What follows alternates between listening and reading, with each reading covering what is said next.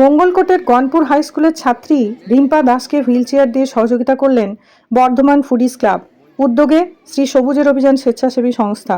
বিদ্যালয় পরিচালন কমিটির পক্ষ থেকে বর্ধমান ফুডিজ ক্লাবের এই মহতী উদ্যোগের জন্য ধন্যবাদ এবং কৃতজ্ঞতা জানানো হয় এবং একই সঙ্গে আগামী দিনেও বিদ্যালয়ের পাশে থাকার আবেদন জানানো হয়। প্রসঙ্গত, চলতি বছরের 9 এপ্রিল এই বিদ্যালয়েরই ছাত্রী মন্দিরা পাল এবং 13 এপ্রিল বর্ধমান পৌরসভার অন্তর্গত দুবরাজদিঘি হাই স্কুলের ছাত্র শেখ রিঙ্কুকে 2টি হুইল চেয়ার দিয়ে সহযোগিতা করেছিলেন বর্ধমান ফুডিজ ক্লাব। বিশেষ সংবাদদাতা ব্লু লাইট নিউজ।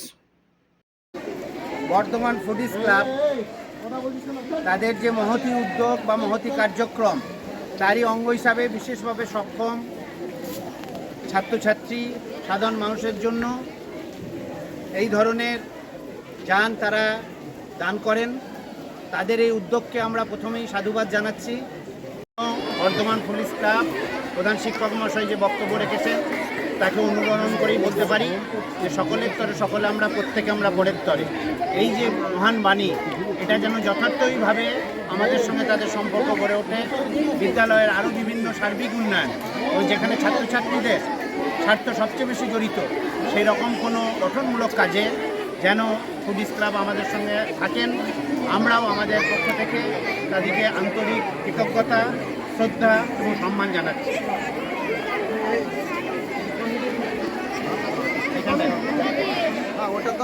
ওটা না ধরলে কি করে হবে?